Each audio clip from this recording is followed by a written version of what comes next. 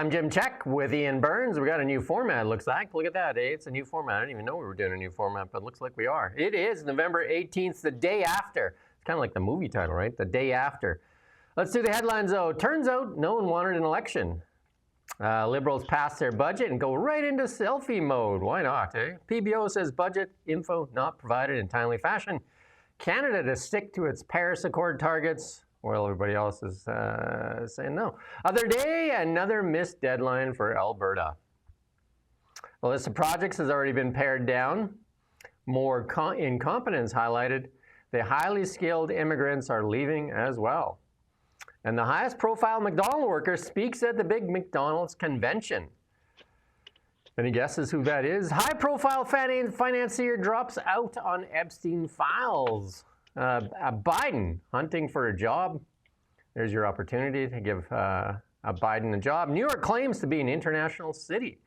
All that and a lot more on the really big show. We got lots today, lots to talk about, but the big one obviously is the budget. Everybody was like, I've heard from so many people saying, oh no, it's gonna be an election for sure. Even CBC was gnashing its teeth talking about an election.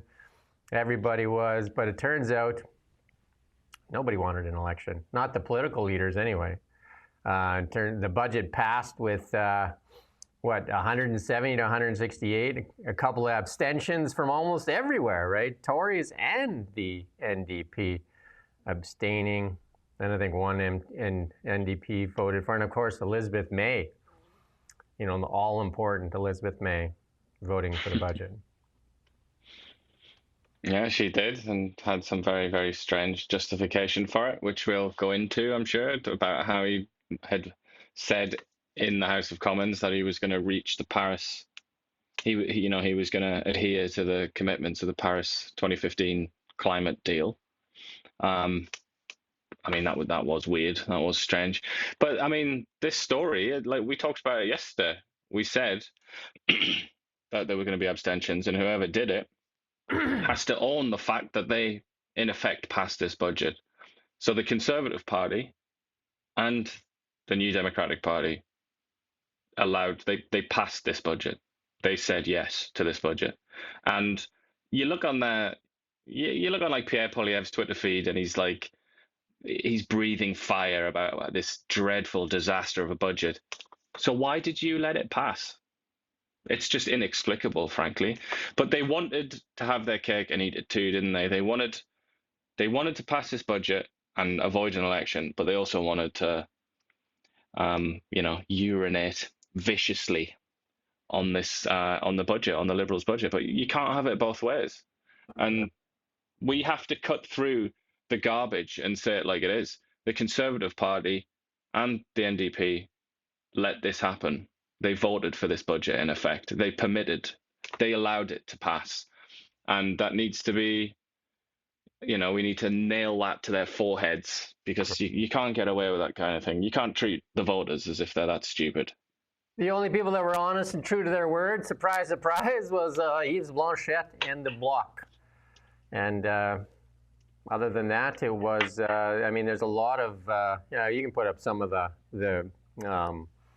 reaction, they're saying, like you just said, I think Canada deserves honesty. And I think that's what it is.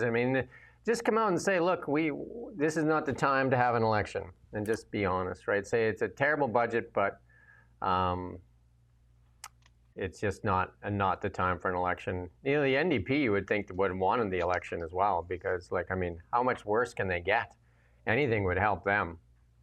Especially when what sunk them was it's theorized that what sunk them was that they were so close to the Liberal Party, and that the voters just couldn't really distinguish between them. So they thought, all right, well, I'll just go for the bigger one, because then there's more chance of having a sort of left-ish government.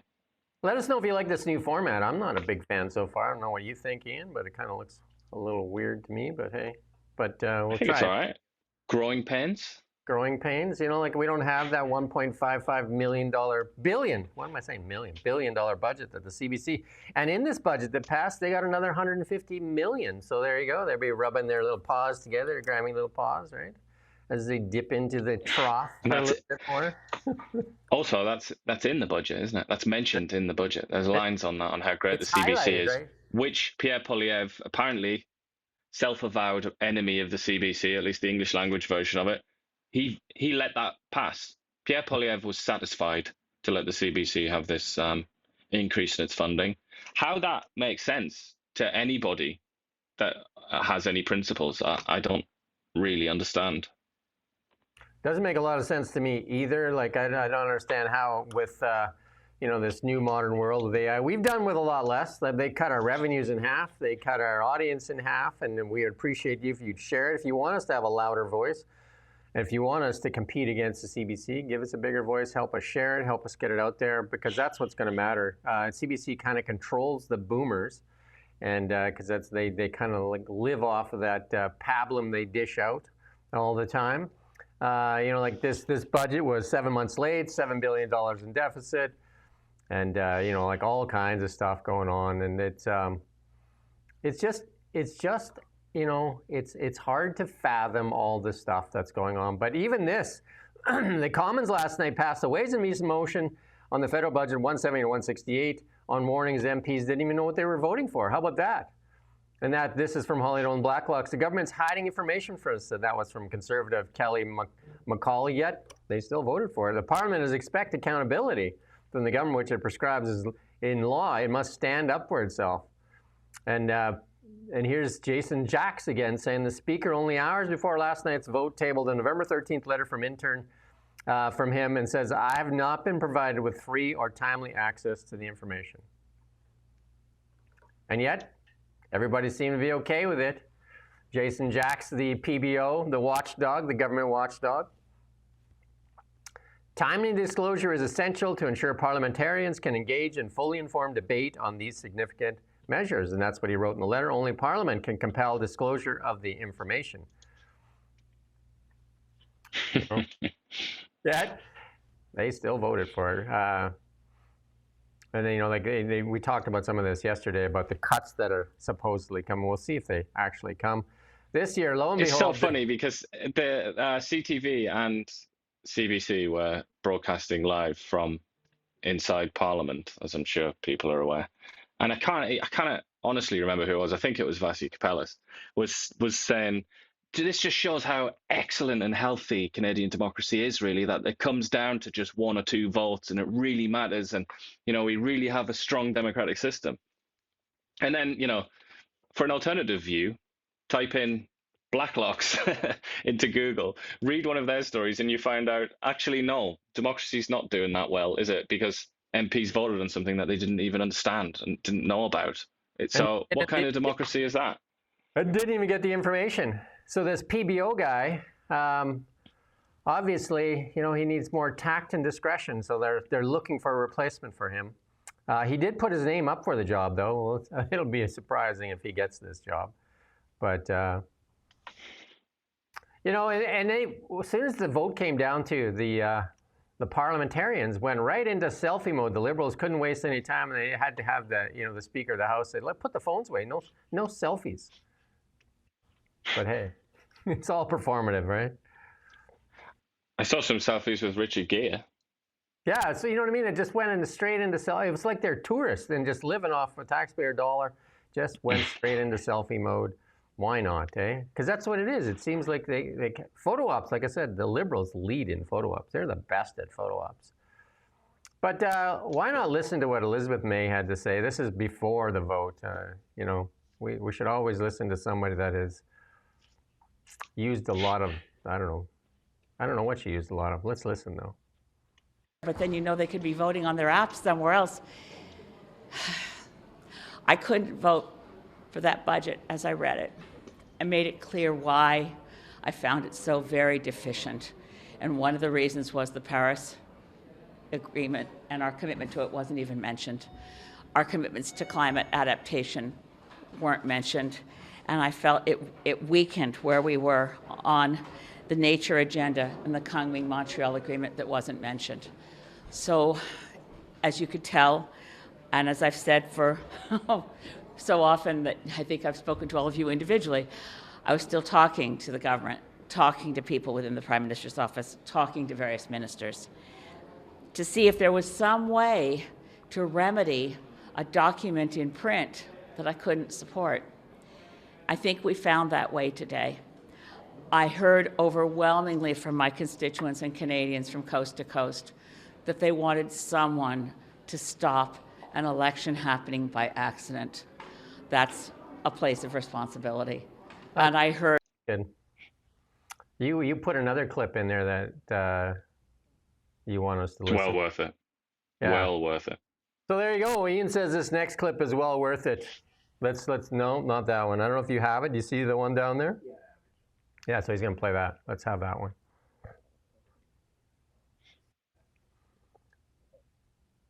They rolled back the consumer carbon tax. They intend to roll back the emissions cap. They have paused the EV mandate. They are the biggest champion at the moment, from a verbal perspective at least, of fossil fuel development. Like, what in that scenario adds up to actually doing what the Prime Minister told you today he would do?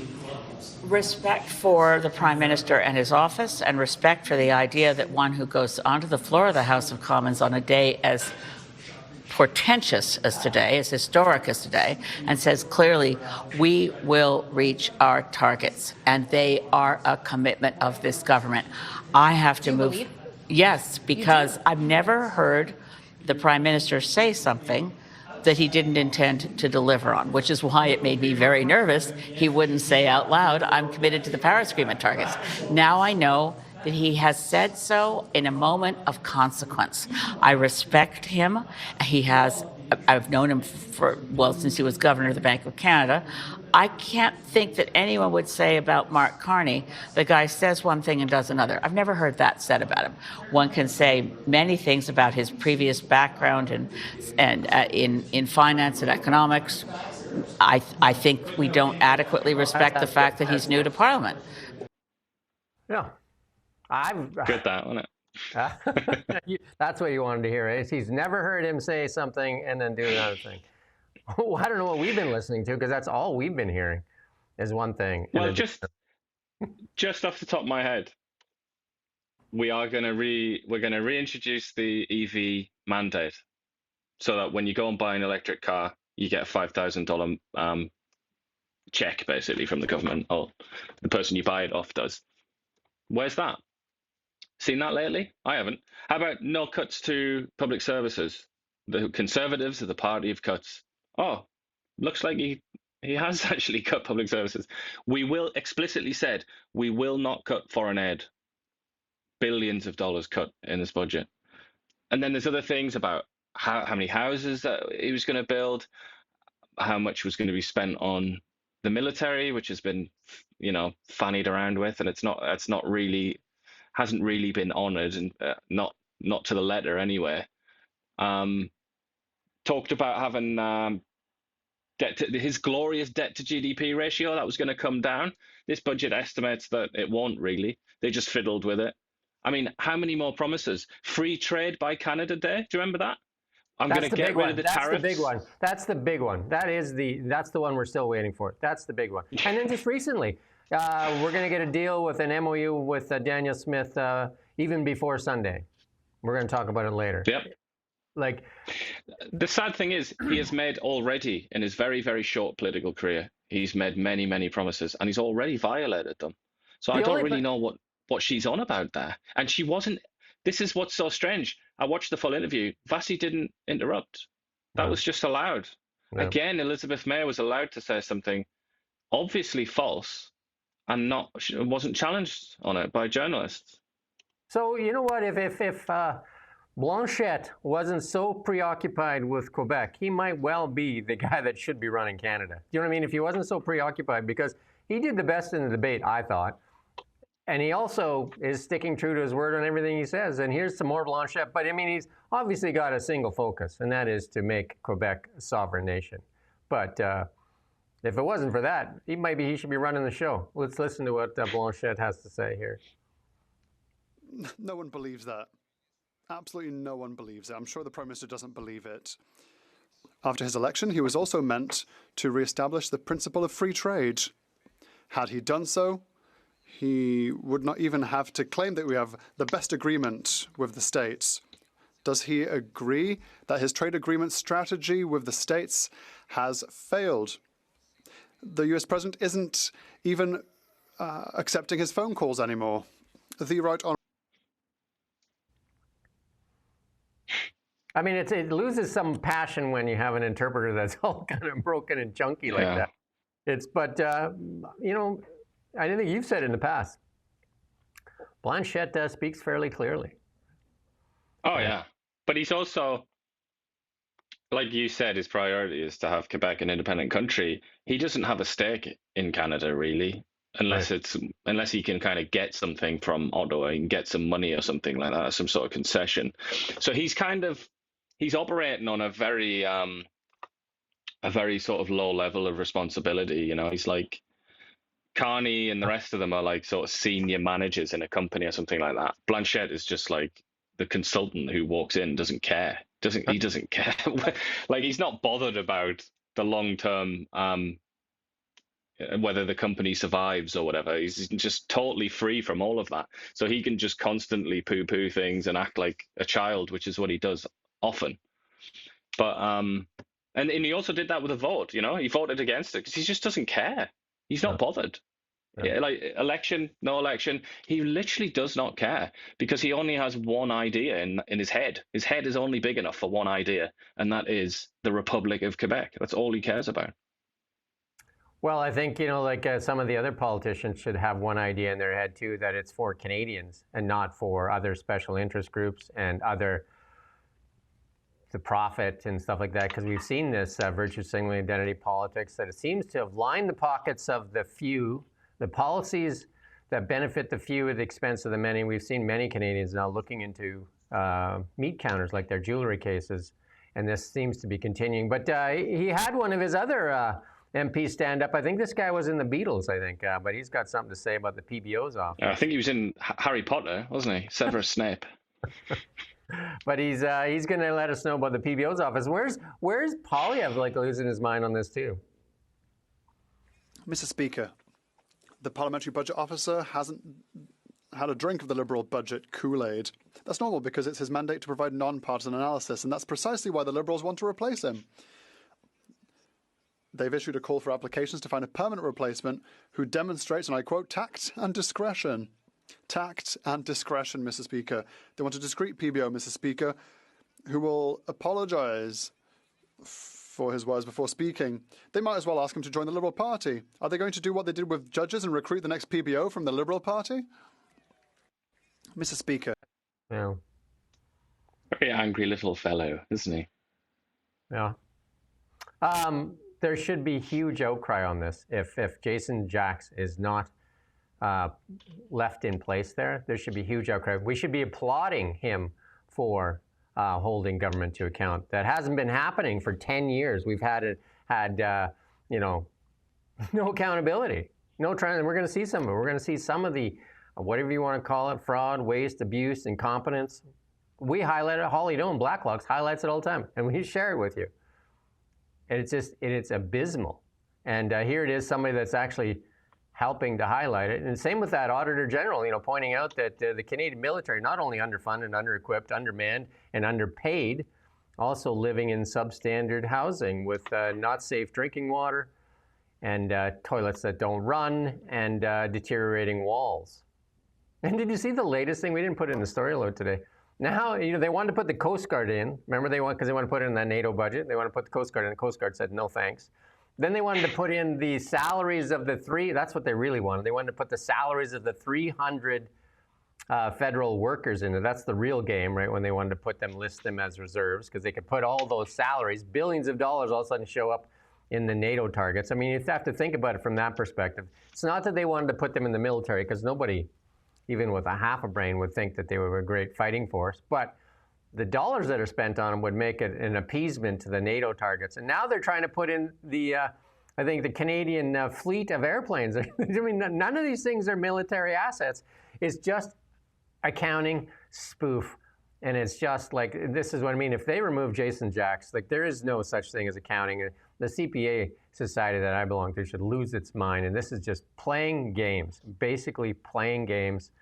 And the Canadian taxpayer is made to be the fool in all of this. Well, actually, they're trying to make the NATO into the fool too by playing these shell games with it as well. Yeah, it's Transport Canada, isn't it? That Transport Canada's fleet of planes. And you look at the planes and they're just like, they're not military at all. But yeah, they want to put them in the Department of Defense. Twin prop, it's like what Air Canada and WestJet use for their short flights. That's what they are. So why don't they just put the WestJet and Air Canada into the military while they're at it? Well, what about like RCMP helicopters as well? Like get them in. Corsair as well, or search and rescue. Always Make sure that's in. Always games. Anyway, here's what Elizabeth May wanted, and here's Mark Carney espousing it. Here you go.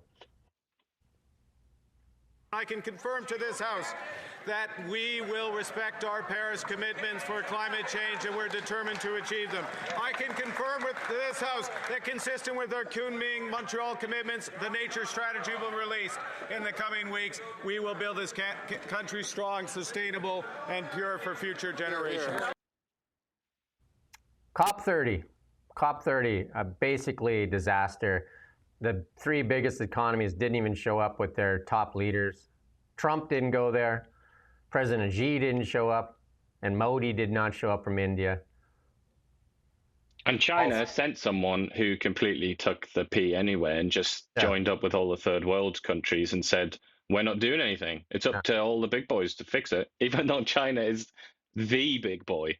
There's nobody matters as much as China. But, you know, so the Chinese basically just had a laugh, really, and they just as I said, took the PP. GB News did a piece. You go watch it there. GB News did a piece and said net zero is basically dead. Bill Gates is the head pallbearer because he was the high priestess. We said that before. He was the high priestess for climate change, and he said that we don't need to do it anymore. And also Donald Trump, by switching the direction of drill baby drill, has actually changed. I mean, the real military might and that direction is led by the Americans. And Bill Gates there was the high priestess for net zero. And then he also went through and showed you the comparison, and Ian and I have talked about this many times. The nations that have gone all in on net zero have crippled their economies. And you can look to the UK, crippled economy, right? Because they really bought into this.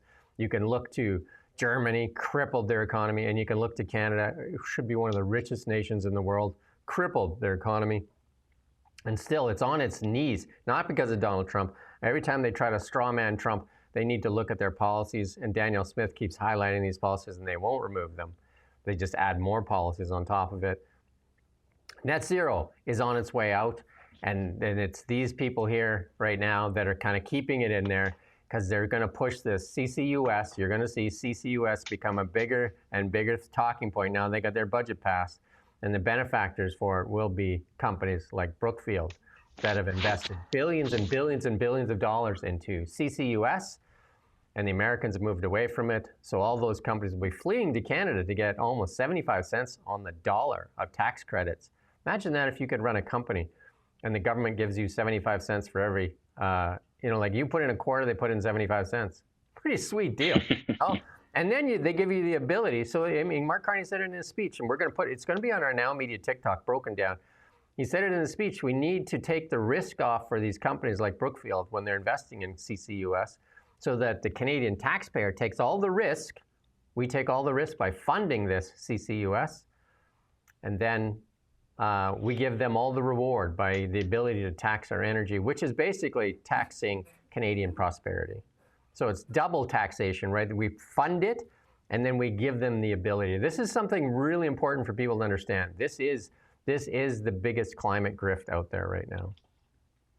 And yet, the justification for it is, to avert the end of the world. That's basically how it's framed. And I've heard you say on a number of occasions, you, Jim, that Vasi Kapelas is the best journalist in Canada.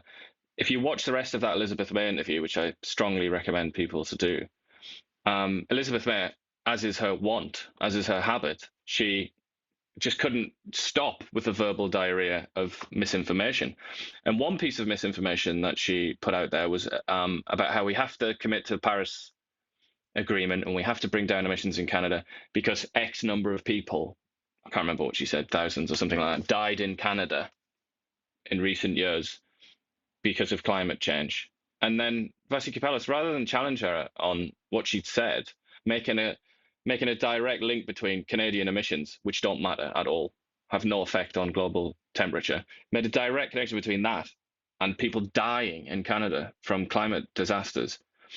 And Vassiliadis just said, okay, so if you want to stop those people dying, why are you voting for this budget, which is going to increase, just total airheaded garbage and swallowing misinformation from probably, I would say, the chief misinformation officer of Canada, at least in any sort of official capacity. You know what? Miss May. This thing, like understanding this new climate grift, most people aren't going to understand it because it's very complicated. You're going to have to go and watch, like you can go on my LinkedIn too, but you can go watch it on there. Mark Carney's speech, most of the media outlets said they didn't understand a word he said. But if you break it down and you understand it from a financial background, it clearly states in there that they're going to get the government to take all the risk away from people investing in CCUS. And they're going to financialize all these instruments here so that the government takes on the risk. And you know what? The thing they really want to access in Canada, not even just the tax dollars for investment. You know what's the biggest thing they want to access? Your pension fund. They want the trillions and trillions of dollars in those pension funds to be investing in the CCUS technology. So they're going to move the money from what Mark Carney says it in his speech, from weak hands. These investment banks want their money back because Mark Carney headed up this net zero alliance, which all folded, all the investment banks left. Now they want their money back, and they're going to move it to strong hands, and those strong hands being the government and pension funds. So, and the moral justification is it will save people's lives. And Vassiliadis, the great Argus of Canada, watching everybody and scrutinizing everybody, just lets that slide past her. And she's not the only one, obviously. She probably is one of the best. But that tells you just how bad the media scene is in Canada, really, doesn't it? Because the only reason that this is even possible, this carbon capture malarkey, is because liars or people that misrepresent reality, let me rephrase that, like Elizabeth May, just get away with spouting nonsense all the time, every day. Every time they're interviewed, they just get away with it. So this narrative is allowed to basically go unchallenged. And then when you hear Mark Carney say something about, that's why we're investing in carbon capture and storage, people are like, oh yeah, now fewer people are going to die from floods or something like that. It's that sort of link needs to be broken if you ever want to move away from giving the opportunity to politicians to do things like this. If you want to help Canada, really try to understand the CCUS stuff. Really understand what's going on here. Really try to understand what's going on here and look at all the links and look at all the things. Like I see journalists right now protecting Mark Carney and the tax dodging. Brookfield has been identified by many experts in Canada as the biggest tax dodger in Canada. And some of the stuff they say is, like partially legal, but there's a lot of stuff that's very iffy. Barack Obama said those people that go to the Bahamas and those are the worst tax offenders in the world. And they also have to remember this big point, and this is the biggest point. Mark Carney sat as Bank of Canada governor, also sat as economic advisor for 5 years, and really one of the biggest roles for Canada is tax policy. Canada's a tax collector. So he was advising on tax policy at the same time he was advising Brookfield on how to dodge taxes. Imagine that. Now think about that. He's advising on tax policy at the same time he's advising Brookfield how to dodge taxes. So perhaps he made sure that there was some holes in there for him. And these reporters are just like, oh, Brookfield is the best company in the world. And people have it in their pension funds. And Pierre Poilievre has some shares of Brookfield, so it makes him just as dirty as Mark Carney. No, there's a difference. If somebody has 5,000 shares of Brookfield, it's not material to him. If somebody has their wealth, their generational wealth tied up into Brookfield, it's a lot different. Let's not, just because somebody owns one share, they're not the same. They don't have significant influence over the direction of Brookfield either. Anyway. Evan Solomon, pitchman. He's the best pitchman ever. Let's play the clip from Evan Solomon.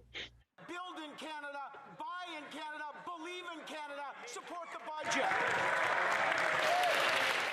Build in Canada, buy in Canada, believe in Canada, support the budget. Is he talking to Mark Carney? Was he yelling at Mark Carney from across the room there? Was that what he was doing there? Because Mark Carney doesn't build in Canada. Cameco and Brookfield just did a major deal in the United States. 80 nuclear reactors. 8 for $80 billion US. Good times. So I'm not sure if he was talking to Mark Carney or who he was talking to there. But again, Daniel Smith. Mark Carney was interviewed when he was out there doing the projects thing. They asked him, what about that deal with Alberta? Where's the oil pipeline? Where's the oil pipeline? Won't say the words. Where's the oil pipeline? And then they said he's going to have an MOU before Grey Cup. Daniel Smith drew that line in the sand, MOU by Grey Cup. And they asked him about it, and he said, oh, it's probably going to even be before that. We're close. We got it. And I think Daniel Smith kind of let out that maybe, like it'll be there, around there. But here's a little clip from her, because they missed the deadline. There are certain members of his caucus and cabinet who are going to have to come to terms with doing a 180 on some of the bad laws that they supported and voted for over the past 10 years. And that is possible. Politicians have been known when they realize that they've made an error, that they have to go in a different direction. And I think that that's what the last election was about. It was about the Liberal Party realizing they'd made an error and they needed to start talking about becoming a strong economy that's an energy superpower. So it may well be that there are some members of his caucus who are not fully on board with that new vision, but I will know in a matter of days whether or not they're influential enough to change the direction that I think that the Prime Minister and I want to go. She seems to be thinking that they're in agreement, but I think you've alluded to this in the past, that there's people in the party there that, the Stephen Guilbeaults and that are losing their minds over this. Yeah, I don't think there isn't really much mystery, is there, in Canadian politics, particularly federal politics. I think it's pretty much obvious what's happening, like on any given issue. Usually, I mean, Mark Carney is quite a secretive little cove, isn't he? Sort of skulking around in the corridors, and he obviously doesn't speak English, or doesn't seem to be fluent in English, so you never really know what it is that he's trying to say or what he's thinking.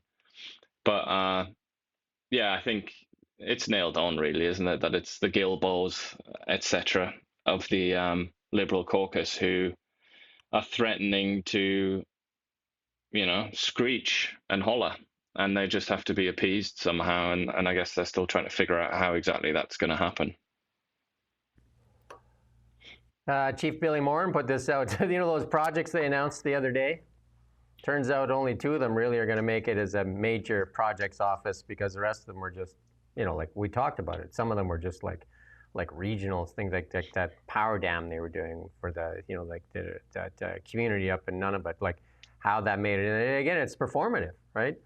But he says, the major project office coordinating 2 projects of financing with 2 other Liberal government agencies. So we put all these 2 offices in place that are really amounting to moving stuff from one desk to another. Other than, the lady there, what was her name again? I can't remember now her name. Slips my mind, but Dawn, I think. Dawn is her first, and that's correct. Yeah, 600,000 plus salary, plus expenses, plus. There's some a stoke in the economy. Just give some people lots of cash money. Yeah, as long as she's going out and buying Canadian. Let's hope she's not sticking that money into US stocks, because then that would suck, wouldn't it? Yeah. Anyway, here's Mark Carney bragging about Toronto is really most of the people in the GTA were born outside the country. Virtually half of the people in the greater GTA were born outside this country. Mm-hmm. You wouldn't know it. You wouldn't know because they quickly become Canadian. We're enriched by them. And that's true of our country as That's good. This is like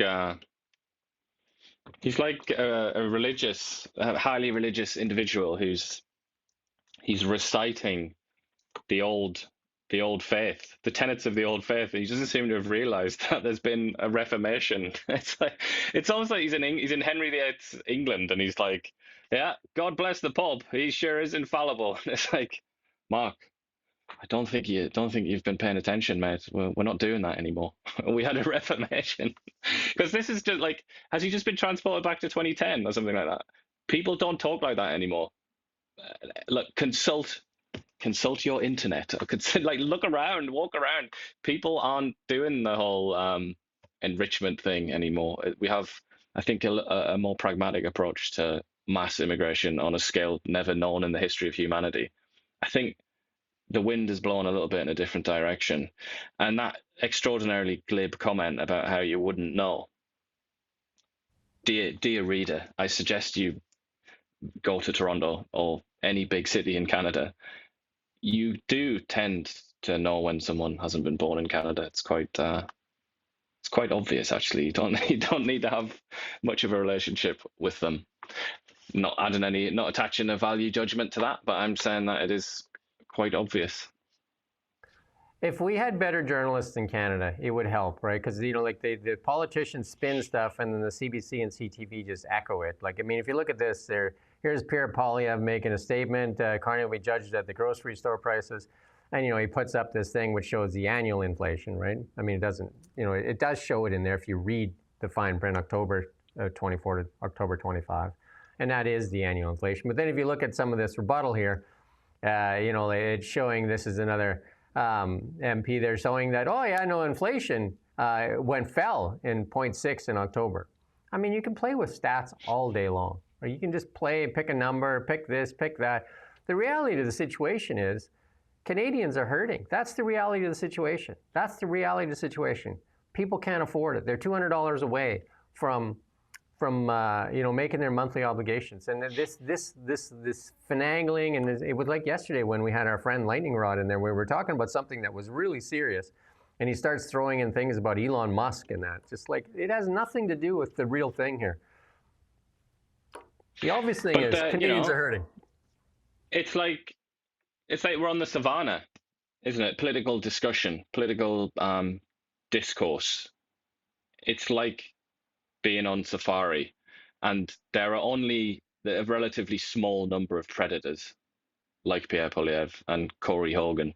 Very, very small number, and they have to go out and hunt the prey who in abundance, they are the majority. And that's what it's like with statistics or any political talking point. The predators know what they're talking about, but they're trying to bring down the ibex of the Canadian voter. And the sad thing is, there will always be a majority of prey, I find. It doesn't really matter what happens. It doesn't matter how much better education becomes, or educational involvement or whatever. There will always be people that just don't care. They just don't care. They don't actually care about the details. So they're not going to go and look and find out that Corey Hogan here is talking about month to month, and that is a bit of a blip. I mean, it's an extraordinary blip, actually, if you look at the longer term picture. And that Pierre Poilievre, he has the annual. And the thing is, it could even have been worse. Pierre Poilievre, he's not even pointing at some of the even worse annual statistics that were in that report yesterday. But again, it's the massacre of the innocents, isn't it? And that I'm increasingly seeing politics as like that. It's just put out there for gullible people, and unfortunately, they get one-shotted, as the kids say. How many years did we put up with the carbon tax is not affecting inflation? How many years did we put up with that? And then you recalled all kinds of things. Many. Climate denier, all kinds of things. And then turns out when they removed it, they just stood up there and took credit for it. We removed the carbon tax, and look at inflation come down. And they have no conscience at all. None.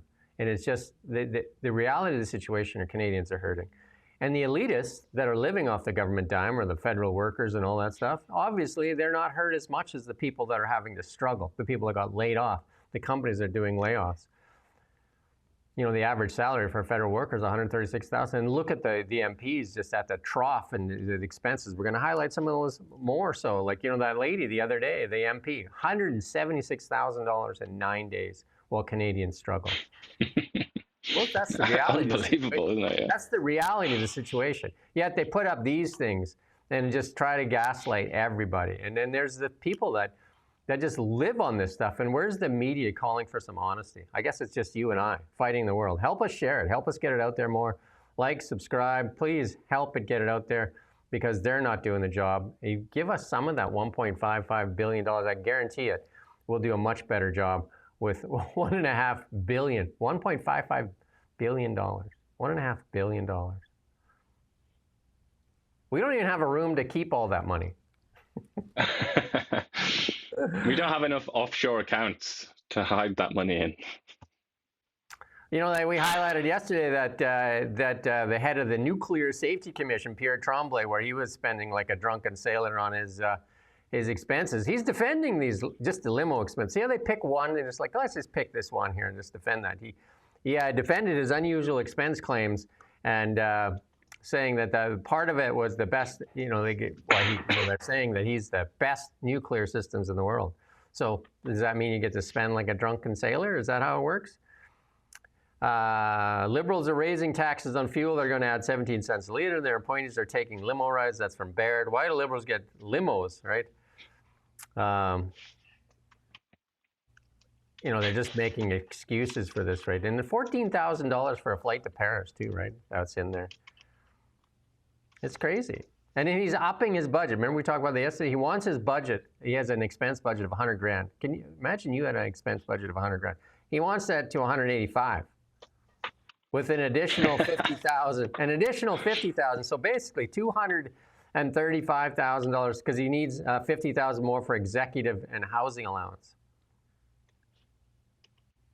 Doesn't he have his own house? But he's so good though, isn't he? Doesn't he have his own house? That's what you get though when you're the best of the best, Jim. The sun doesn't ask permission to shine.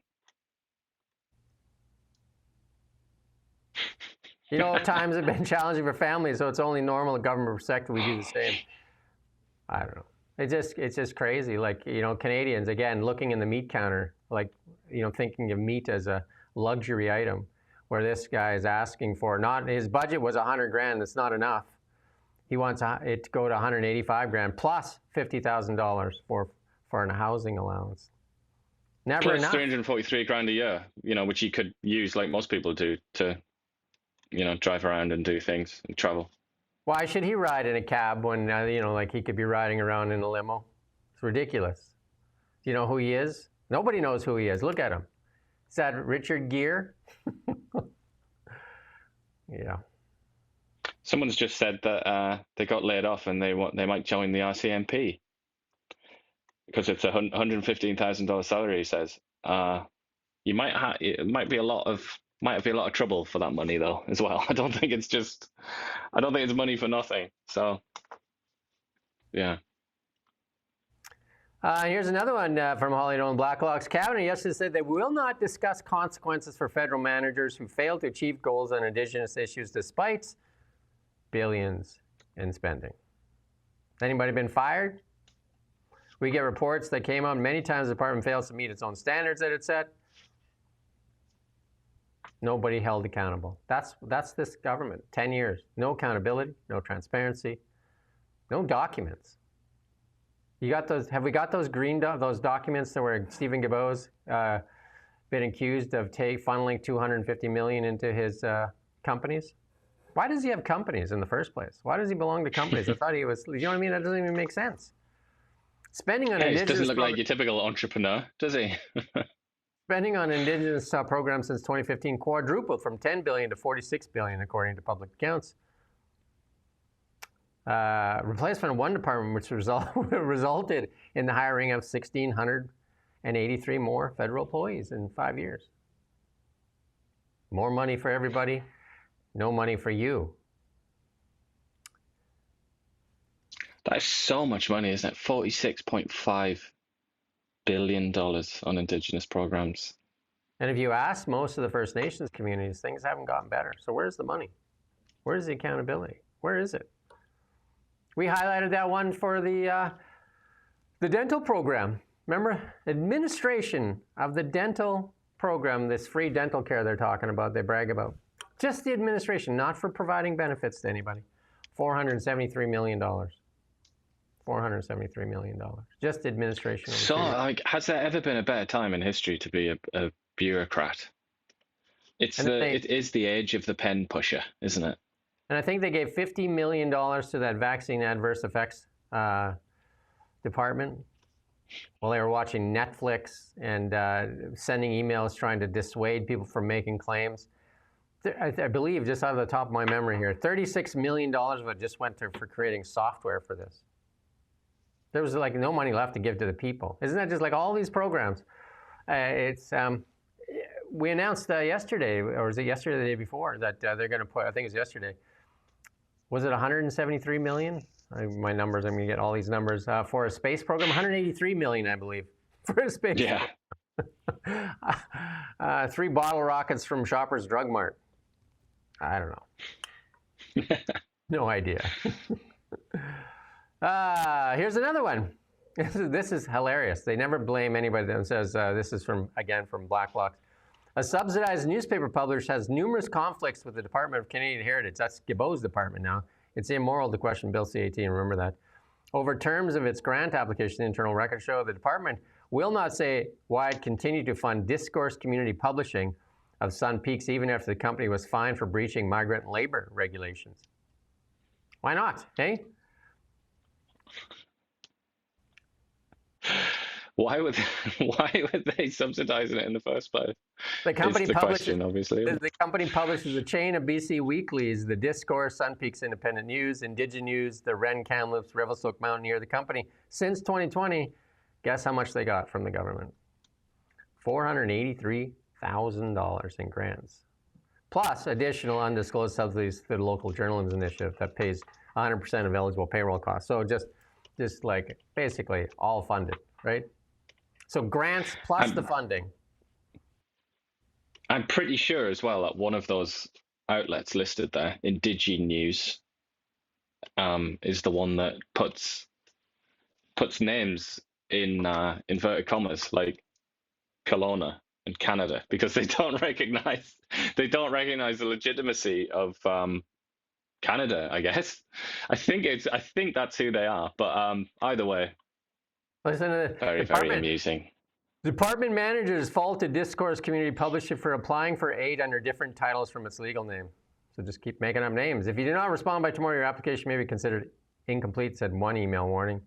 The publisher was also cited for failing to itemize editorial costs, condition of applying for subsidies.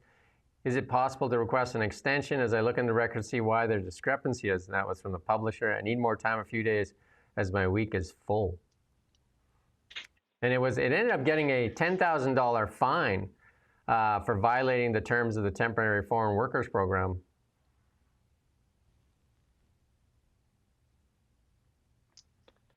Why not? I'm just distracted by the hilariousness. I'm going to put it in the chat there. This is the company that is or the publication that is subsidized by you. You subsidize this with your hard-earned tax money. And just look, even just the stand first there, right at the top, joining counterparts from Canada, Australia, and the US, because they're not legitimate. I mean, come on, you're paying for this. How does that feel? You're paying for people to sit there and publish news which fundamentally questions the legitimacy of this country itself, questions whether it even exists and should be legitimate. But it's legitimate. It's just so funny. But it's legitimate enough to take the money, right? Yeah, obviously. It just blows one's mind. It's like Nicholas II bunging money to Lenin or something. It's like, there you go, mate. Somebody that just totally just doesn't accept, like, you don't have the same philosophy of the world at all. There's nothing you agree on, but for some reason they're gonna pay for them to exist and publish this stuff. It's just, I just don't get that one. I've been wondering about that one for so long. just to see it in black and white, it is. This is a mad country. This is a mad place that we inhabit. Talking about journalism, let's just flip over to our friends at the CBC and see what they're focusing on today, just for kicks, because they get these guys get subsidized. Like CBC gets 1.55 billion. What are they focused on today? Oh, look at this. On pain of death, on pain of imprisonment. Victims speak out. So Trump. There's 4 Trump stories in a row. 5 Trump stories. Well, basically. And then there's Sidney Crosby, Israeli killed in West Bank. Where is the budget? Where's all this fraud, waste, and abuse? Where's that? Nowhere. I guess it's not happening. This is funny. Should one of Canada's longest-serving female inmates be granted mercy? I reckon the CBC answer to that is yes. So somebody asked in one of the questions here is, why would they put the federal workers into the military? Well, the answer is quite simple. It's billions of dollars. Like, what is it? Like, I can't remember the exact number now, like 200 billion or whatever. Like, it's billions of dollars that they could add to their NATO target. It has nothing to do with putting them in the military. They just want to put them into reserve category. They're fiddling. It's what finance people do. It's what they do best. Well, they're just fiddling with things to make it look different, moving from one margin to another. Good finance people that follow accounting laws don't do it. Do you know what I mean? That's not how you do it. But if you want to just play with it and not be taken serious, then you do that. You just make up stuff, right? Why not just put all of Canada, put all Canadians in the military, count them all the wages in there, and there you go, done. We're at 10%. Ridiculous. Just give us all a kind of like a military workshop or something to attend on one day of the year, and then we're all kind of in the military, and then that'll count, won't it? It can't count because they're taking away your guns too. And how many guns have they collected with $50 million already for administration? How many guns have they got so far? That's right, zero. $50 million spent, zero. But anyway. That's the other thing, like all this money is spent and, the actual results are so poor, aren't they? And this also applies to the climate stuff. Even if you take it all on their terms, you go in there completely acquiesce, you submit to their view of the world. And it's all about Canada's emissions, and that actually has an effect on the world. If you look at the results, and they haven't even come close to achieving them. If you're watching this, and we just showed you the Canadian Broadcasting Corporation, CBC, Canadian Broadcasting Corporation, that whole top fold, where was stories about Canada? Where was that? It was TDS. Rename the network TDS, because they're just trying to distract people from the real issues. It's Trump derangement syndrome. Feed this to the people that just get angry and don't even look at anything Mark Carney's doing. Stop looking at it. Look at this, Trump derangement syndrome. You're going to get more here from these two guys than you're going to get from the CBC probably in a month on Canada. All they do is TDS stuff and keep you distracted. Meanwhile, they also do promote the liberal talking points. They do get an interview with Richard Gere. We can't do that. So if you like Richard Gere, you know where to go. Here's a deal they can tout. South Africa interested in a gas for wine trade. What are we going to say to all our wineries here in Canada? Maybe they could burn the wine for gas. I have no idea. South Africa is looking for a gas for wine deal. How are we going to get gas to them, though? Just consult your map. I advise everybody, get a map. Get like an atlas on your wall. Consult a map. Because Montreal is out of commission, I'm afraid. We're not going to be able to go that way. So that means we have to go from Vancouver. Okay, so that's all the way down North America, Central America, South America, through one of the most dangerous straits in the world, and then across the Atlantic Ocean. Then we'll give you your LNG. I don't know, really. I'm not convinced. If you look again to your map, you see Australia. There are gas fields in Western Australia. I think that might be a bit of a better supplier. And you have to wonder why the South Africans don't just get it from some of the biggest gas reserves in the world there. Yeah, and there's other African countries as well who have loads, don't they? Algeria, I know it's quite a bit. I mean, the thing is, we might be able to compete if Quebec allowed for the exports and infrastructure to be built to get it out of the St. Lawrence and into the Atlantic, but they're not interested in that. So everything has to go out of Vancouver. And that is great if you want to sell it to Vietnam or something like that. But it's not so great if you want to go to Africa, because that means a hell of a journey through or around Cape. How do we compete? Horn. How do we compete with the Americans who aren't putting CCUS on top of their gas, like putting a big tax on their LNG? Also, how do we guarantee the security of our fleets that go across the shipping, because we're going to ship it in the ocean? The Americans take care of their own stuff, but if we keep sticking a stick in their eye, they might say, well, that's not our ship. Meh. Yeah. And then those pirates have got a claim to that ship. And then Mark Carney was talking yesterday about how he's going to do the H-1B visas because America wasn't doing them, but turns out America's going to do them again. And, they talked about how we're going to attract, Melanie Jolie said this, we're going to attract the best and the brightest in the world. Turns out, who's leaving? The best and the brightest. Immigrants are leaving Canada. Highly skilled immigrants, the most likely newcomers to leave Canada within 5 years of arriving. According to a new report, the Institute of Canadian Citizenship found 1 in 5 immigrants leaves Canada within 25 years being granted permanent residency, peaking at the 5-year mark. Immigrants who don't see job prospects leading to income growth are much likelier. Guess where they're going? Want to take a stab at it? Estados Unidos. But we've had more royalty visit Canada than Mark Carney obviously likes the royals. So here you go. We had King Charles here. He opened Parliament. And now we got the Swedish royal family. You don't hear much about the Swedes, though, right?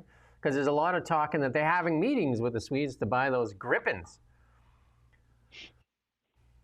which a lot of people say aren't worth the money. But hey, why not, right? Yeah. Get a Gripen. Get a grip. But they're going to be here. And then also, showed up in Parliament yesterday in the selfie mode there, Richard Greer. And he's, he was like there with Gere. Greer, whatever. How can you not know Richard Gere, famous actor? What was he in that Dirty Dancing movie? Dirty Woman? No, that was Patrick Swayze. He was Pretty Woman. I'm not with Julia Roberts. I'm not a big That's movie a good star. film. I'm not a big movie star kind of fan. Like, doesn't bother me. Anyway, he was there. He got a standing ovation. Who got the last standing ovation in Parliament there? Oh, right, that was the former Nazi that they invited in there. I got a standing ovation. Pretty Woman star. There you go. Is that his only movie, Pretty Woman star? Advocate for a Tibetan woman whose homeland was annexed by China in 1951. There you go. And nobody cares about it. It used to be such a this used to be such a big story, Tibet. People used to go, it's just like Save the Whale. Do you remember that? That was a big thing. And Free Tibet. Those were two big sort of Greta Thunberg style obsessions. But now it's obviously Israel and Palestine has just swallowed up all the bandwidth, really, hasn't it? And just climate change in general. Aren't the Tibetans bad people because they nominated Trump for a Nobel Peace Prize? Well, the Dalai Lama, who he in that interview with Cochrane was talking about him as His Holiness and praising the Dalai Lama. He's also quite controversial because he is very much not a left liberal, and he said things about immigration to Europe, African immigration to Europe. He said like this is a bad thing because it's not going to be the European people anymore. It's not going to be Europe anymore, and obviously he was condemned as a racist by the sort of usual suspects in America. People like Richard Gere, but apparently Richard Gere doesn't care when the Dalai Lama says it. But it's such a tangled web because Richard Gere has also he's like a patron of a charity that helps to get Africans across into Europe, African migrants on the boats. I can't remember the name of the charity, but there's a video of him with these African migrants behind them, and he's like saying, we got to get them to a safe port, we got to get them to Europe, which is like exactly the thing that the Dalai Lama has said is not not really cool, but he loves the Dalai Lama. None of it is very consistent. None of it really makes sense. But I suppose that's a luxury that you can afford when you're a Hollywood actor. You don't really need to be principled or consistent. Well, celebration time for you, Mr. Burns. There yourself. Your vehicle made the top most stolen vehicles in 2024. Your Toyota RAV4. You are a target. Well, I have Honda CR-V, in fact. Oh, you have a Honda that was CR-V? Ontario's Oh, sorry. most stolen one, so it was top of one of the lists. There you go. So there you go. Toyotas, Dodges, Hondas, Fords, Hondas, Jeeps. It's funny, Tesla never makes the list. Because they get talking about Africa, because that's where they bloody go, isn't it? They get sold in Africa. No, but I mean, as like luxury cars, and they don't have any charging stations. They don't have the infrastructure in Africa for a Tesla. Really pointless to steal one because it just gets disabled, right? Do you know what I mean? Just like not going anywhere, right? Thanks. You can just return it now. They know where it is, everything. This isn't very clear either, because it doesn't say, because RAV4 and the CR-V, they come in like full gas and also hybrid versions. And it doesn't say if it's the hybrids, because I've read and been told that the hybrids are stolen a bit less frequently because they're harder to fix.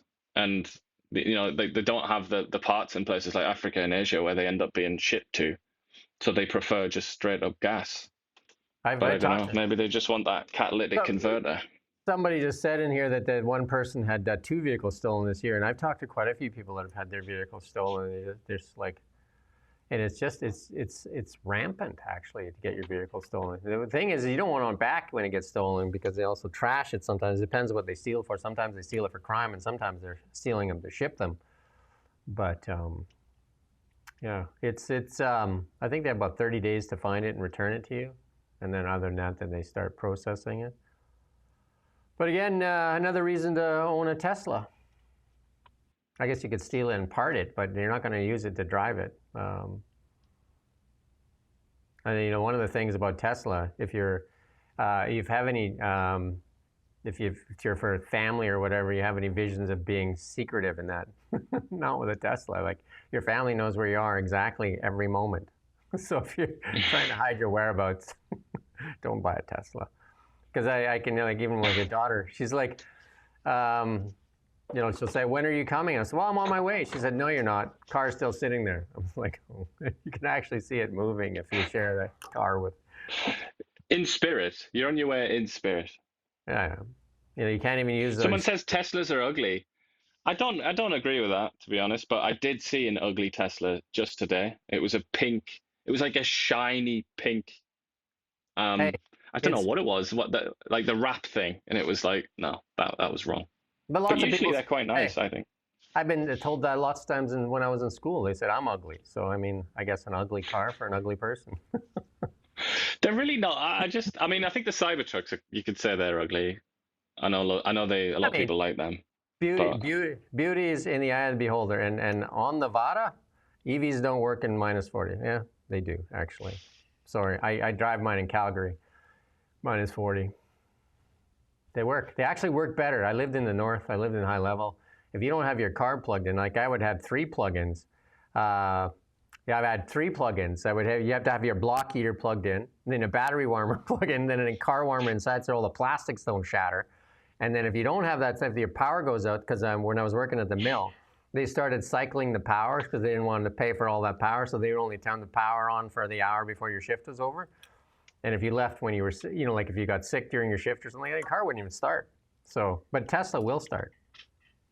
So there you go. In Model X stores. So what is that people say that the battery dies quicker or something, don't they? It doesn't last as long. Sure. I mean, that is it's about a 25% loss in that, but they've solved a lot of that with heat pumps. They put heat pumps in the cars, the newer ones. So there's a heat pump that actually heats the battery.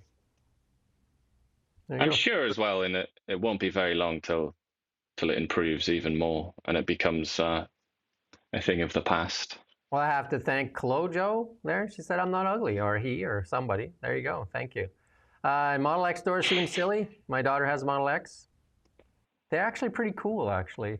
You know, you can make it do that thing at Christmas. You can make it do a song and a dance and like flap its wings and all kinds of weird things. But yeah, unless you drive one for a while, like I don't think I'll ever buy anything else. But hey, I've been driving for about 2.5 years now, and I've been a bow tie guy forever. Diesel trucks, 1-ton diesel, Corvettes, all that kind of stuff, and I don't even really care. I used to be really obsessed with cars, but now I don't really care too much about it because the car drives me back and forth to work. Literally, I don't even drive anymore. Car does all the driving.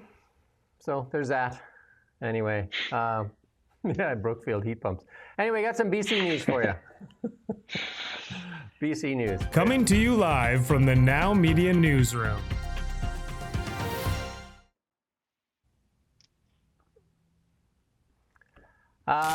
David Eby. Let's listen to what David Eby has to say. He survived his leadership. I don't know how, but he survived his leadership summit there. Let's listen to Mr. Eby here. So on. My message to the Prime Minister, to my colleagues, was the same message that I've been delivering, that we have an equalization program already in this country. There are very large sums of money that are delivered to other provinces and territories, not to this one.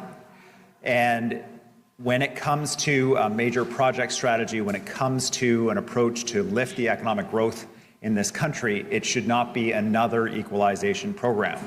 I said that the federal government needs to be relentless and remorseless in pushing for economic growth wherever they can find it, and that British Columbia will be that resolute partner that delivers that for the Prime Minister, for the entire country, and certainly for British Columbians. That means more jobs, more prosperity, and paying for the public services that British Columbians and Canadians deserve. So I thank the Prime Minister for taking the approach of doing exactly that. You'll see one of the slides come up here. We are disproportionately represented in the list of major projects in this country, as we should be, because we are bringing forward shovel-ready projects and projects that are in the final stages of investment decision that will actually show all of the benefits that all Canadians are hoping for. Can you reflect on that? That's good. Sound like Champagne asking a question, I don't know. Somebody said he's got that sad face always. He does have a sad face always. He always seems to be miserable. But yeah, I don't know what a 19th century physiognomist would have made of him, because they used to look at people's faces and deduce character traits. Guess they would say he was a sad guy. there's a lot of pots on the stove for the BC NDP that are boiling over. They're just, it's a mess. It's a literal mess. And it's like Jonathan Kay, when he interviewed him, it's only he survives because the Conservatives are like kind of like in chaos. You know what I mean? They don't have clear leadership. They don't have they have a fractured party. And David Eby is kind of, one of the things that they do well is they hold their dirty laundry inside the basket so nobody gets to see it. But there's been talk that most of the settlements there, or the land decisions, are being handled right out of the Premier's office, and not even through the MLAs, and that there's people in there that are advising him that want British Columbians to feel pain. And this decision, that the Cowichan land decision here, has got a lot of people really nervous and scared about private property rights, and the questioning whether British Columbia had the right to sell Crown land. And then that calls into question British Columbia in itself. And then you have to wonder if David Eby is speaking out of both sides of his mouth there. And also, we're going to talk about it in a couple seconds here, healthcare. Healthcare in BC is abysmal. We're seeing ER closures like crazy. We're going to see another one here that just in a couple seconds here. But an update on that, this case that made international news, really. The guy that was released on bail, and then within a few hours allegedly killed Bailey McCourt, and now he's been charged with first-degree murder. But he's been used as an example of why we have to have tougher bail laws, jail not bail.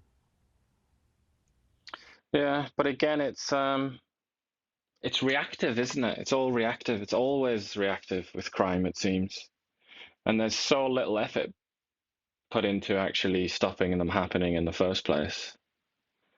And that's the sad thing, really, isn't it? This kind of new model of policing that we have in Western countries where police just kind of react.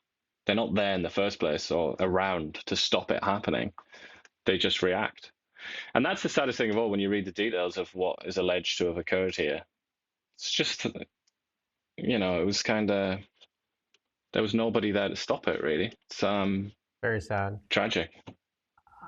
I advise you to stick around. We got some really cool stuff here in the international section. But one more British Columbia story here first. This is now Karameas. We've seen ER closures. We've seen just a quick list of the healthcare disasters here in British Columbia. Pediatrics here in Kelowna closed for what, 6 weeks? Pediatrics, when we've had pediatricians refuse to work in KGH. Mass resignation all at once in OBGYNs in Kamloops. All of them left Kamloops. I mean, say they're leaving the Kamloops Royal Inland Hospital. Mass resignation of psychiatrists at Vernon Jubilee Hospital.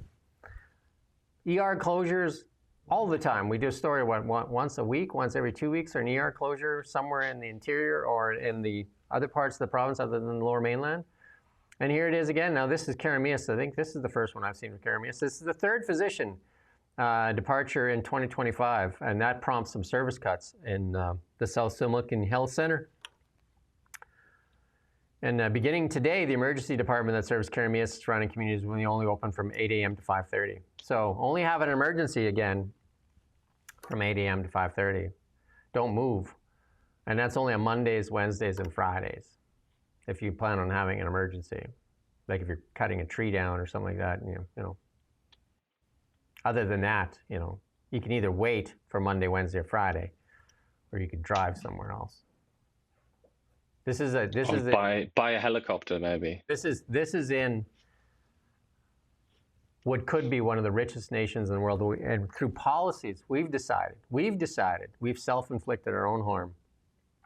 We've decided, and you're going to see it. You're going to see these economies start to diverge even more so. The Americans are going to diverge from us, and the other economies.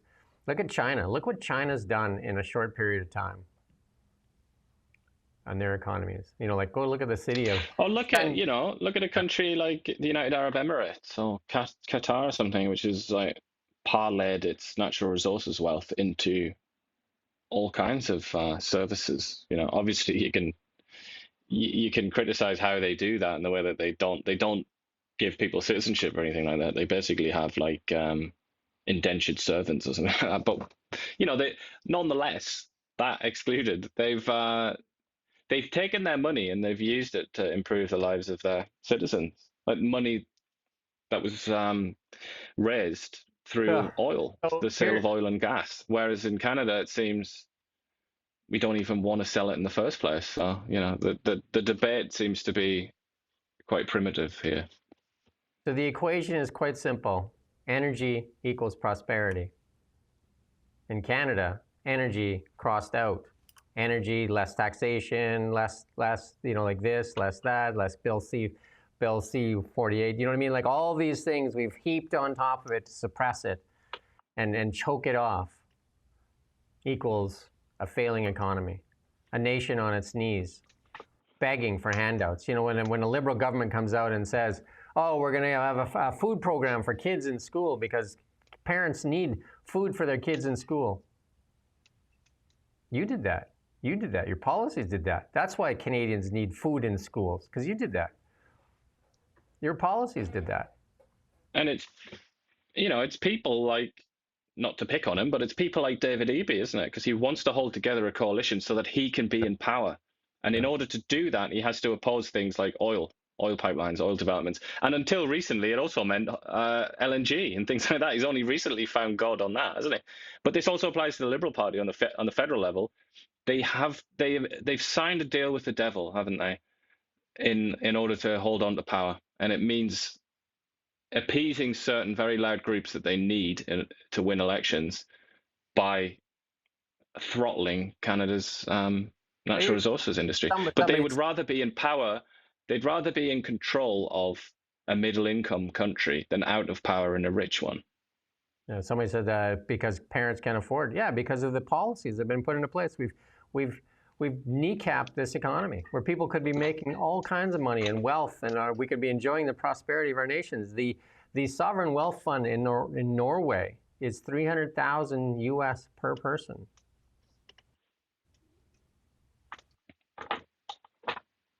There you go. That's the international media. I guarantee you're going to get a kick out of it. International stories. Coming to you live from the Now Media Newsroom.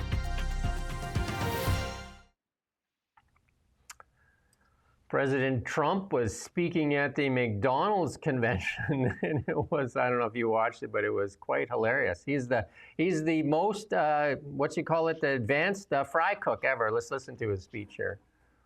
I'm thrilled to be here with the men and the women who are really the heart and soul of one of the greatest, most admired, and most successful companies in the history of the world, frankly. The one and only McDonald's. I've gone there a couple of times. And I'm honored to stand before you as the very first former McDonald's fry cook ever to become president of the United States. That's good. That's good. If you want to go listen to that whole thing, you can go and find it. But he did that little spoof there where he went, because Kamala Harris claimed to work at McDonald's. Turns out she didn't, and he went and worked there for the day as a fry cook. And but he also said in that speech, which was hilarious, and Trump won when he wasn't the president, he said the only food on there was McDonald's. He loves McDonald's. Remember he made Bobby Kennedy have a McDonald's? And yeah, it was such a funny picture, that, wasn't it? He looked so miserable. So he also hosted an event. He hosted an event at the White House. I think one of the first ones he hosted there, big for all the investment people to invest in America, and served the whatever the sponsor of the event and serving the food. Your favorite, McDonald's. I can't deal with this McDonald's content because it just makes me want to go to McDonald's. I know it's your favorite. I need to resist. I know it is your favorite, McDonald's. The Golden Arches draws the kids in for sure. But he's a big fan of McDonald's and of Coca-Cola. And he did say, he made a joke about himself. He says, you can see it on me. And he tapped his belly. That he is a fan of both McDonald's and Coca-Cola.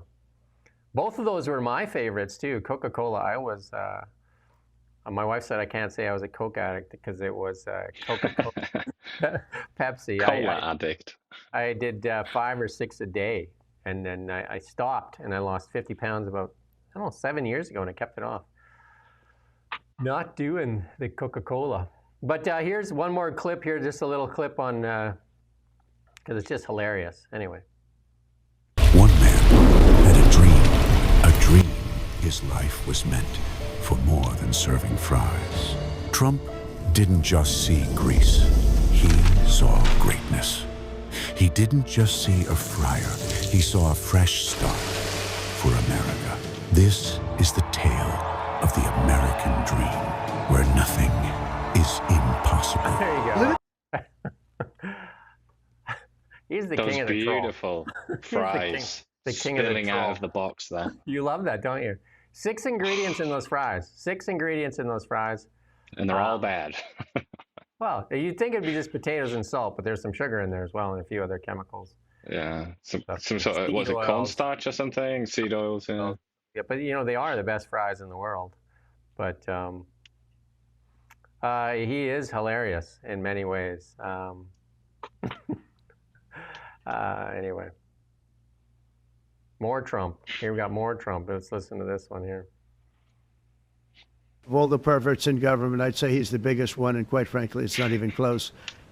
On a semi-related note, the Epstein whodunit has been explained to me in exhaustive detail over the weekend, and I have changed my mind completely on the entire debacle, and I can assure you it's a debacle, total debacle.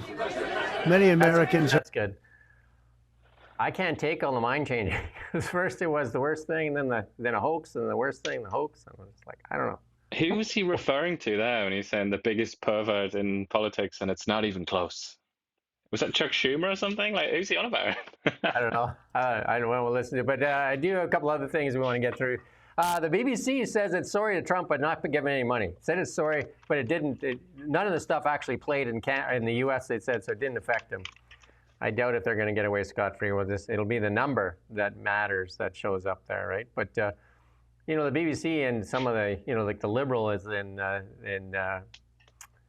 Britain are thinking that the people are going to jump to the defense of the BBC. Not looking like that. Not looking like that. Not looking like that. If you talk to the people. And I would say the same thing for the CBC here. There's obviously the people that eat it like pablum, but most people want the CBC to be changed because it is completely biased. And again, if you go look at the website, Canadian Broadcasting Corporation, the whole story load is Trump. What does that have to do with Canada? And on budget day? On budget day. Well, another thing, I didn't mention it earlier, but when Cochrane, CBC's number 2 political guy, when he interviewed Richard Gere, it was like a cry-a-thon about Donald Trump and how horrible Donald Trump was. And David Cochrane was saying things like, you know, we really hope MAGA is going to go away soon. And that kind of, it's like, it's terrible, frankly. I don't know. I'm speechless at that. The inability to maintain the most sort of basic levels of objectivity. It's pitiful. It's incompetence as well as a lack of principle, I think. Well, if anybody's looking to hire a lawyer or needs a high-profile guy that's dealt the international oil dealer and all that kind of stuff, maybe Daniel Smith's looking for a guy. This guy has so much experience, but he can't seem to get a job right now. We're going to play a little clip here for you. Hunter Biden's officially broke. He just asked a judge to toss a laptop lawsuit because he's millions in debt and can't afford his lawyers. Hunter says it's hard for him to make a living. That's strange. An Ivy League educated lawyer and energy expert with international business experience can't find a steady job in the new golden age. Even though he's the smartest guy Joe Biden knows. Hunter sold 27 pieces of art totaling over $1 million before 2023. But then his dad dropped out and he only sold one. Nobody's buying the paintings now that daddy's back in Delaware. Funny how the Bidens cry poor as soon as they're out of government. That should tell you everything about where the money's coming from. The government. Jesse's got better eyebrows than me, 100%. Working on it. I mean, it's such an obvious point as well, and it's kind of gone under the radar a little bit, which is amazing for American politics because these things don't tend to go under the radar. But that was so obviously corruption that he was selling this. What's the best way trash. to launder money? What's the best way to launder money? Art. Yeah. Because you can't put a value Indeed. on it because it's what the other person is willing to pay. So that's why art is used as the best way to launder money. And who's that Evan Solomon guy again? Oh, right. He was fired from the CBC because he was Mark Carney's art dealer. He was fired from the CBC for his art dealings with CBC. And then somehow he got a job at Eurasia Group, you know, the climate company in the U.S. that his wife, Diana Fox Carney, works at. You know, put on the tinfoil hat here. Like, that seems weird. And who else worked there? Who else worked at Eurasia Group? SNC Lavalin scandal. The guy that they kind of like used as scapegoat, Gerald Butts. Guess where he worked? Eurasia Group. And guess who was back there? Remember the first day when Mark Carney was signing that executive order and that? Who was in the room there? Butsy. Gerald Butts. Back in the saddle. Wild world. And so why not hire Hunter Biden? Because he knows how to do international deals. He was in Ukraine prior to the war doing all kinds of deals, wasn't he?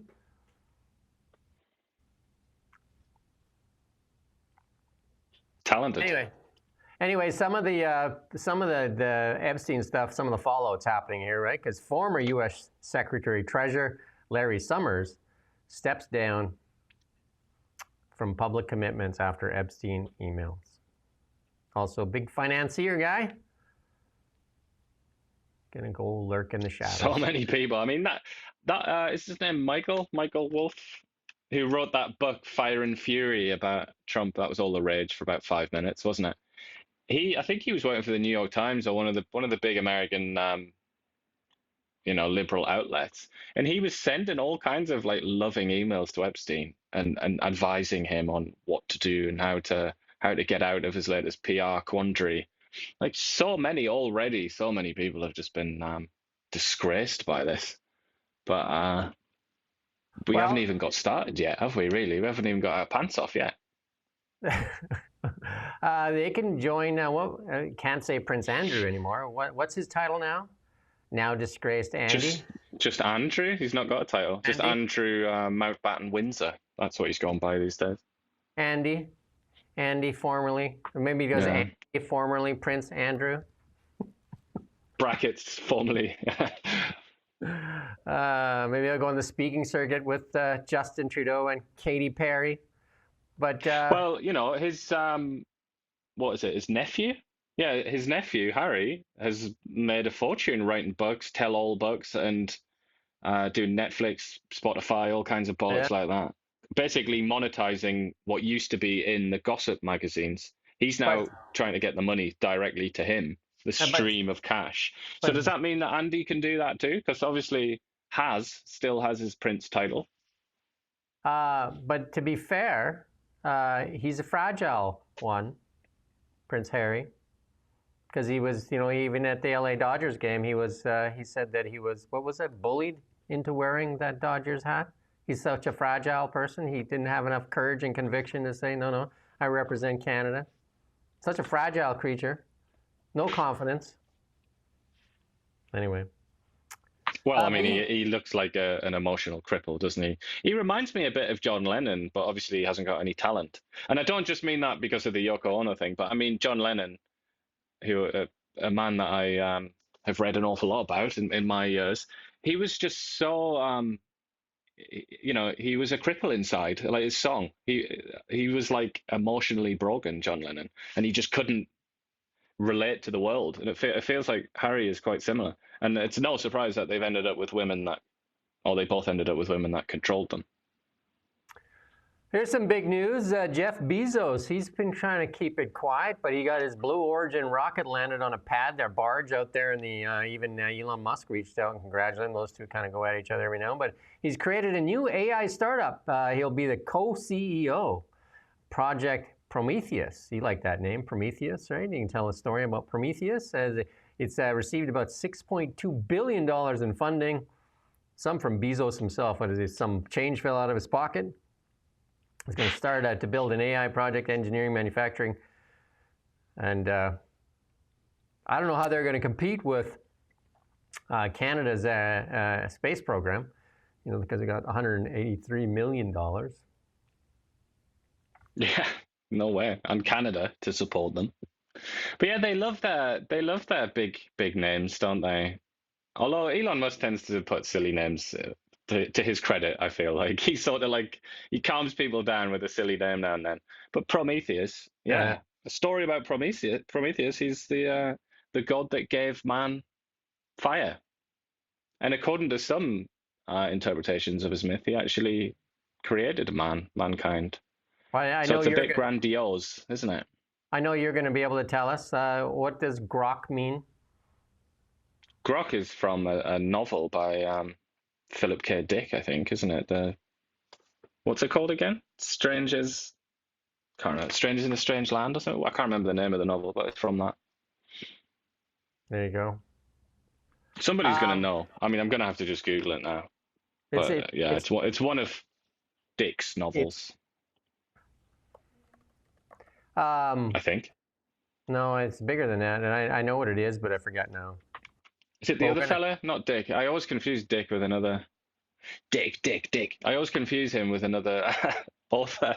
Whoa. What is his name? Strangers? Something. Anyway, it's Stranger something Land. Strangers. A stranger in Stranger Land. Stranger in That's a it. Strange Heinlein. Land. That's it. Robert Heinlein. It's a Martian word. I always mix them up. It's a Martian word, means to drink life. There you go. It's a verb as well. It's a verb in that novel. And I think that's Elon Musk uses it as a verb, doesn't he? Yeah, so Elon Musk and his naming of things, the cars, the lineup, S3XY, sexy, the sexy lineup, S3XY. And then also... Proof Rock as well, which is from a T.S. Eliot poem. That's what he's called one of his drills, didn't he? He also created a technology institute in Texas, Texas Institute of Technology School.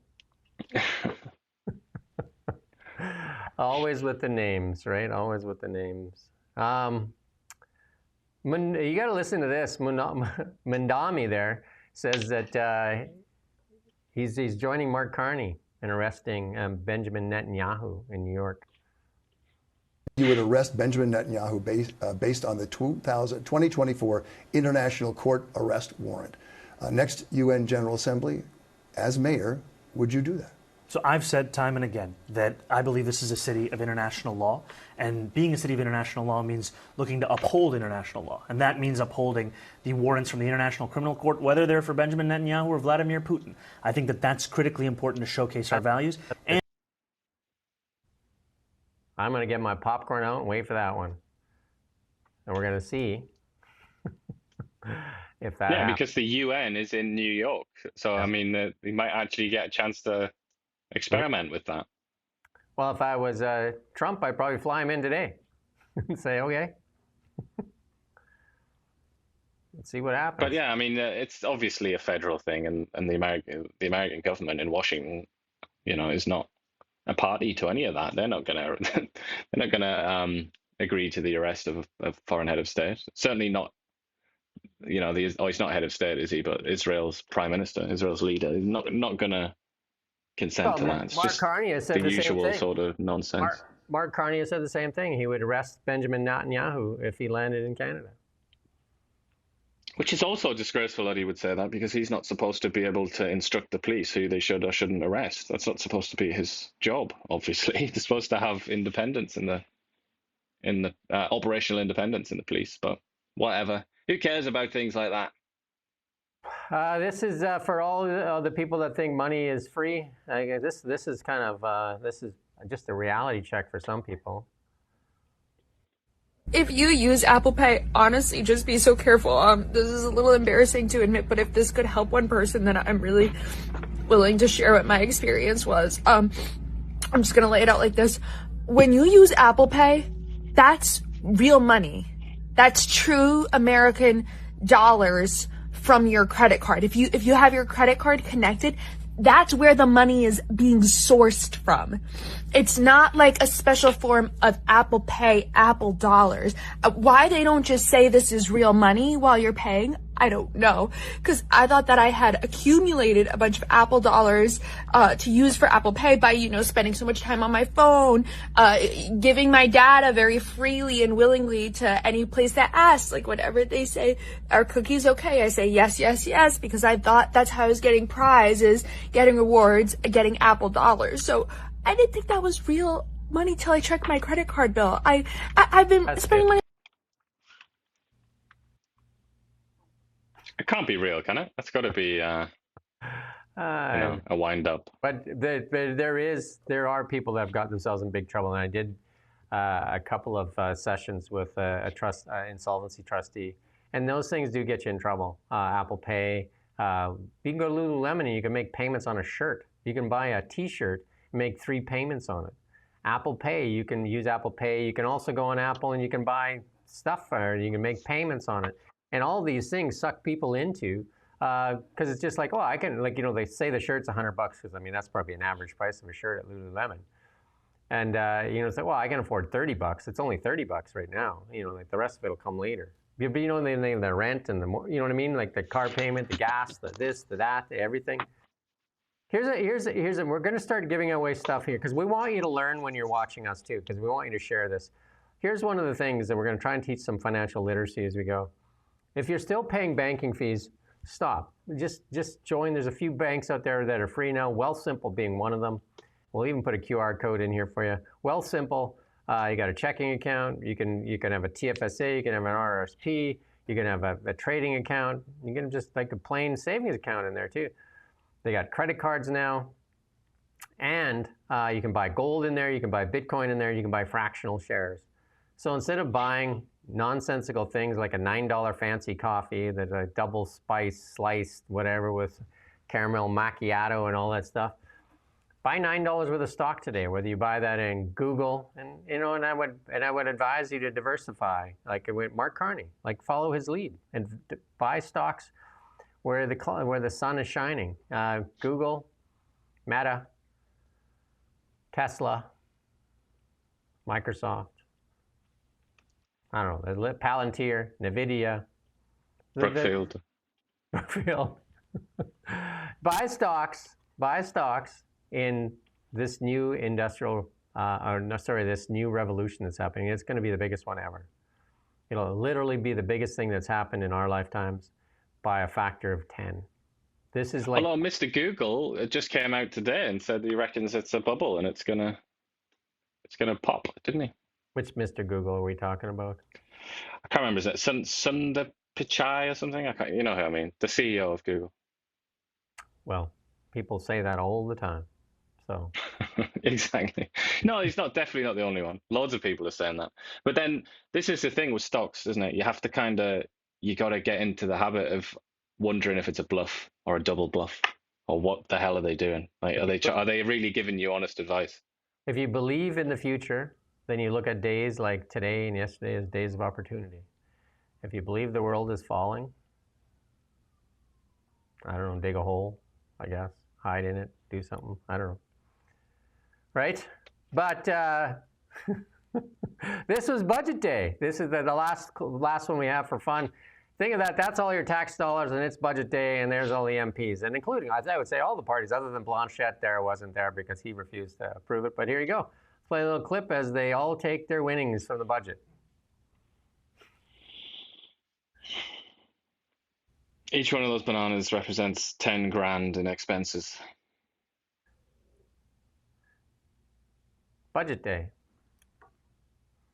That's how they treat your budget. I don't know. That's our show for today, I guess. Yeah.